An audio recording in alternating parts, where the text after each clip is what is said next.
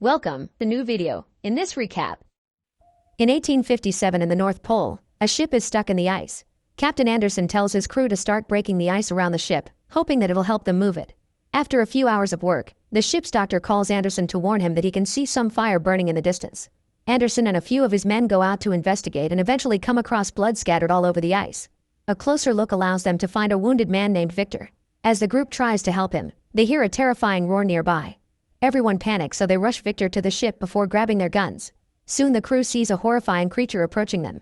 They immediately open fire, however the bullets do no damage. The creature reaches the ship and starts attacking the men, bringing them down with outstanding strength. He then climbs onto the ship and tells them to hand Victor over. The crew refuses, so the creature starts fighting them again, easily bringing them down one by one. Anderson gets his shotgun and opens fire, finally hitting the creature hard enough to make him fall from the ship. However, he's still alive, so the men rush to pull up the ladder to prevent him from coming aboard again. The furious creature then starts pushing the ship, which starts to dangerously tilt. Anderson fires again, and this time he aims for the ice under the creature's feet, causing it to break. The creature quickly sinks into the frozen water. Moments later, the ship's doctor treats their guests' injuries. Victor warns them that the creature will return because he can't die and he'll kill everyone who tries to stop him. He also admits he created the creature, so when he comes back, he wants Anderson to hand Victor over. Then he starts sharing the story of how it all started. Victor is the son of the renowned surgeon Leopold, who married his mother only for her wealth. Leopold isn't home often, but when he is, he becomes so controlling that he even forces his wife to eat when he tells her to. Victor's parents fight often about money and also about him, which always makes the poor child very scared. After those fights, Victor comforts his crying mother and realizes that his father hates them both. Leopold teaches Victor everything he knows about medicine and tests him often. If the boy gets an answer wrong, Leopold hits his face with a stick. One day, Victor's mother goes into labor and begins to bleed rather heavily. Leopold immediately rushes to help her give birth and the baby is born healthy, but sadly the mother dies in the process. Without her company and support, Victor begins to feel alone in the world. As years pass, Leopold spends all his time with his younger son William while Victor gets ignored. This treatment makes Victor wonder how his mother could have died under the care of the best doctor in the country. One day he finally confronts his father, accusing him of letting his mother die to get the son he wanted. Leopold simply responds that nobody can conquer death, so Victor swears that one day he'll master life and death themselves. That night, he dreams about a terrifying dark angel surrounded by flames, which inspires him to decide that he'll become a better surgeon than his father. In the present, the creature breaks through the ice and returns to the surface so he can search for the ship again. Meanwhile, Victor continues his story. After Leopold's death, William is sent to live with some relatives in Vienna while Victor travels to London and Edinburgh.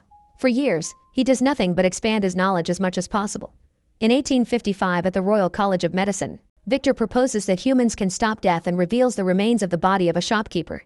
However, the arm belongs to a carpenter and Victor has stitched them together. He connects a device to the body and everyone is shocked to see it move.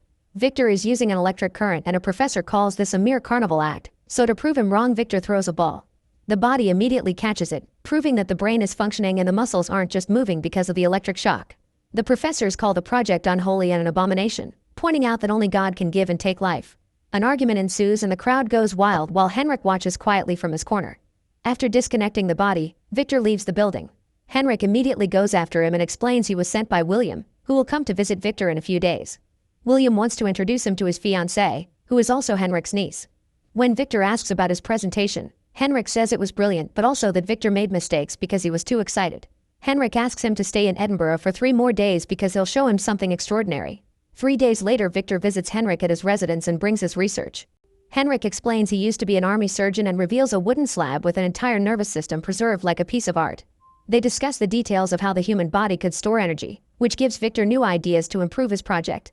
Henrik offers to share all his resources with Victor and swears he only wants knowledge in return, although he may ask Victor for a favor later. Victor says he'll think about it and leaves to finally meet with his brother. William introduces Victor to his fiancée Elizabeth and they have dinner together. However, the mood is immediately soured when William says Victor has always been an attention seeker and Elizabeth calls him a fool. In the present, Victor starts coughing up blood, so the doctor gives him some medicine. Suddenly the crew outside begins to yell and a man comes to get Anderson. Apparently someone saw the creature getting closer, but Anderson takes a look and doesn't see anything. The crew is terrified and thinks they should get rid of Victor. However, Anderson tells them that Victor is under his protection. Nearby, the creature stares at the ship. When Anderson goes back, Victor continues his story. A few weeks after the awkward dinner, Henrik takes the brothers to an old abandoned castle in the middle of nowhere. Victor finally takes his deal and tells him everything he needs to transform the castle into the most magnificent lab. Afterward, Victor starts visiting the nearest town often to buy the bodies of hanged criminals, which he harvests for parts.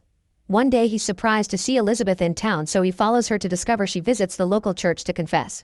Victor gets in the confessional first and pretends to be the priest to hear what she has to say. Elizabeth explains that her brother-in-law is an evil and cruel man, so Victor opens the window and realizes she knew he was there all along. Later, during a dinner party, Victor takes a look at the books Elizabeth bought and learns she's interested in insects. She expresses an interest in science and the smaller wonders of life, which impresses him so much that he asks her to dance. During the next few weeks, Victor keeps on gathering bodies and visiting smiths to get the pieces of machinery he needs. He also starts spending more time with Elizabeth. His experiments aren't progressing at all, and Henrik confronts Victor in private, saying he's letting a woman distract him.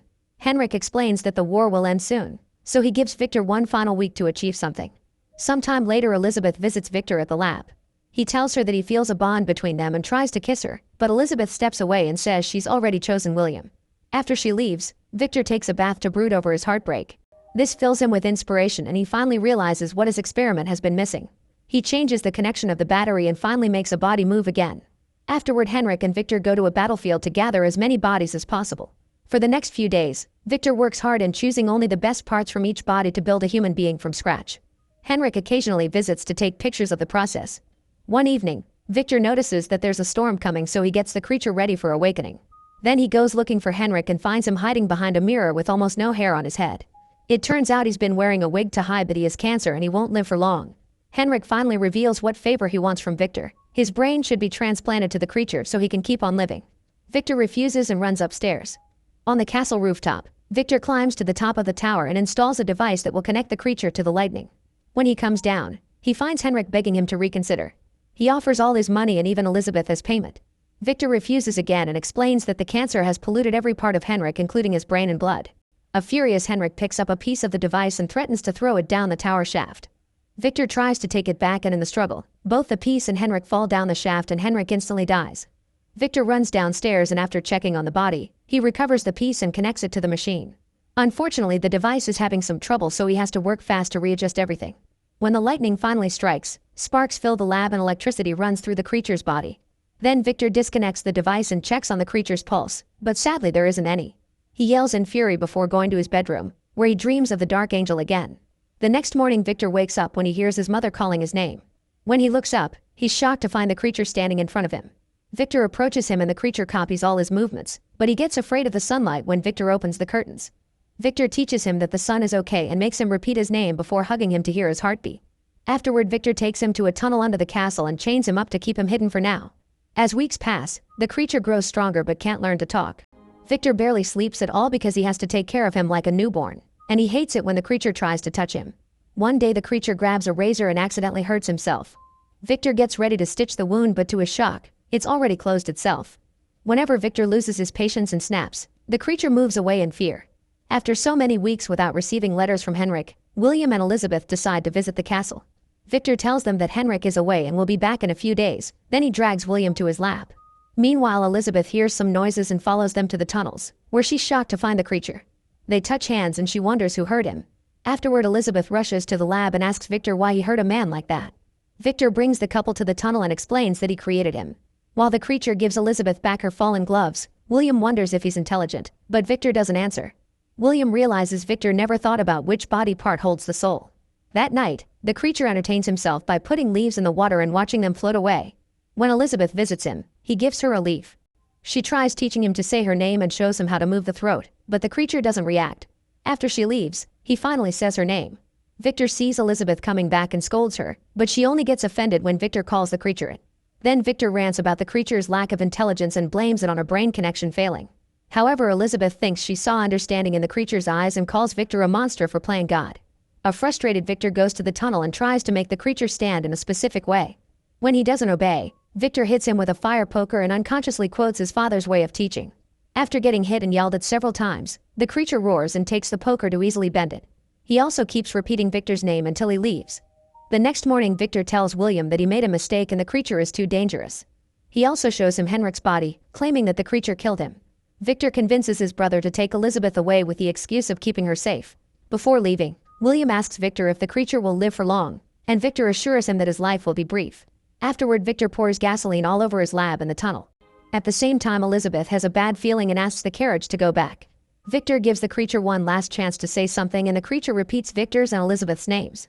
For a second, Victor is in shock, but he still thinks it's not enough and lights the building on fire, leaving the creature chained in the tunnel. On his way out, Victor hears the creature desperately crying his name. Having doubts, Victor tries to come back, but when he opens the door, a ball of fire throws him back and severely damages his leg. Then the tower blows up in a big explosion and crumbles, so when Elizabeth arrives, she thinks she's late. In the present, Anderson hears some screaming outside and opens the door to check. The creature appears and immediately brings him down, intending to kill him. Victor yells to stop him and asks him to take him instead. When Anderson tells him to end them both, the creature decides that the captain deserves to hear his side of the story. During the fire, parts of the device fall down the shaft and scare the creature. In his panic, he manages to break his shackles and escapes by sliding down the drain, falling into the ocean right before the big explosion. Sometime later, the creature wakes up on the shore. He wanders around and enters the forest, where he finds the skeletons of all the bodies Victor used and a jacket that he puts on. He's amazed by the sight of deer and feeds them berries before eating some himself. Suddenly, a gunshot hits a deer in the head and it falls dead. The creature turns around to find two hunters, who are so terrified by the sight of a monster that they shoot him too. The bullets make him bleed but don't kill him, so the creature runs away. After wandering for a while, he finds a farm and hides in the shed. He falls asleep while staring at the rats. The next morning, the creature hears the hunters come back and tell their family what happened. Two of the family members are an old blind man and a little girl. The creature spies on them through the cracks in the walls and sometimes follows them to the forest because he's very moved by how gently and lovingly they behave toward each other. The old man is also teaching the girl how to read, and by following these lessons, the creature learns how to talk. With every day that passes, the creature wishes he could be part of this lovely family, so he does things for them in secret, like leaving wood outside the house and fixing their fences. The blind man tells the girl that this is the work of forest spirits, and they leave offerings that the creature happily takes for himself. One day, a pack of wolves surrounds the farm and starts killing the sheep. The creature watches in shock as the hunters shoot down the wolves and learns that not all violence comes from hate. Sometimes someone just gets killed for being who they are. Sometime later, the family leaves for the winter and the blind man is left alone, so the creature enters the main house. The old man receives him kindly, thinking he's a traveler. When the creature accidentally breaks a bottle, he becomes afraid because he expects punishment, but the old man continues to be nice to him.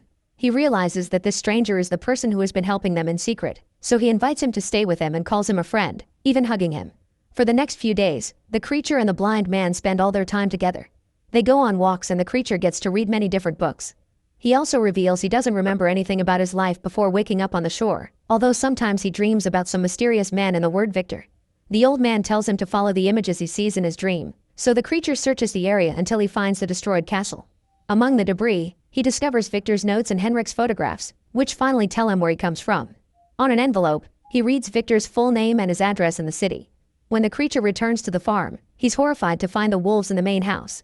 He rushes inside and the beasts attack him, so he fights back and kills a few of them in the most savage ways. The other wolves get scared and quickly run away. Afterward, he checks on the blind man, who is severely wounded but still alive. The creature explains that he's learned he's a monster. However, the blind man corrects him and says he's a friend before he dies. At that moment, the hunters come back and recognize the creature from the deer incident. They think he killed the old man, so they open fire and even stab the creature, but since he doesn't die, they step away in fear. The creature goes outside and the hunters shoot him a few times until he collapses. Then the hunters leave, thinking he's dead. A few hours later, the creature wakes up once his wounds are healed. He realizes he'll never be able to die, so instead he wants a companion for his eternal life. Meanwhile, Victor has lost a leg and wears a prosthetic. Every night he dreams about the Dark Angel, who haunts him with guilt. On the night of William's wedding, Victor visits Elizabeth to wish her a happy marriage, but Elizabeth can't stand seeing him and slaps him to force him to leave. It's then revealed that she still has the creature's leaf. Victor returns to his room and finds the balcony door open. When he turns around, the creature comes out of the shadows and asks Victor to make him a companion. Victor refuses to make another monster, so the creature starts throwing him around the room, destroying all the furniture. Elizabeth hears the noise and rushes to Victor's room, getting emotional when she gets to reunite with the creature. Victor uses the distraction to grab his gun and tries to shoot his creation, but Elizabeth defends him and gets shot instead. The noises attract William and all the guests, so Victor tells them that the creature killed Elizabeth. The men jump on the creature to try to capture him, but he's very strong and easily throws everyone off, severely hurting them in the process. Then Elizabeth asks the creature to take her with him, so he picks her up and leaves the room. As they cross the reception area, the rest of the guests step away in horror. Meanwhile, Victor checks on William, who blames his brother for everything and says that Victor is the real monster before dying. In a cave nearby, the creature puts Elizabeth down. She says that she never found her place in the world, but she's found it in the creature, which has made her eternal. When she finally dies, the creature has a breakdown. Soon Victor enters the cave too and the creature pushes him against the wall, breaking Victor's nose while asking him to kill the creation that he started. Then he runs out of the cave, taunting Victor into a chase. Hungry for revenge, Victor follows the creature for weeks and eventually the chase takes them to the North Pole. After shopping for ammo and dynamite, Victor camps on the ice and waits in his tent. When the creature tries to come in, Victor shoots his hand and causes him to move away. The creature then surprises Victor from behind and drags him out, accidentally knocking out a lamp that sets the tent on fire. The creature then breaks Victor's only leg and cracks his hand when Victor tries to stab him. He takes the knife and stabs Victor on the shoulder before checking his bag. When the creature finds the dynamite, he hopes this will finally do the trick. He forces Victor to light it before letting him run away. However, because of his injuries, Victor can't move fast enough. The dynamite explodes and the shockwave sends Victor rolling down a snow dune, yet the creature is still alive. This is when the crew finds them. In the present, Victor holds the creature's hand and finally apologizes, calling the creature my son and telling him to keep on living. The creature says he forgives him and Victor dies in peace as the creature kisses him on the forehead, calling him father. Afterward, Anderson makes his men step away and lets the creature leave. As thanks, the creature pushes the ship to finally free it from the ice. As the ship sails away, the creature stares at the sun like Victor taught him. Subscribe for more recap videos.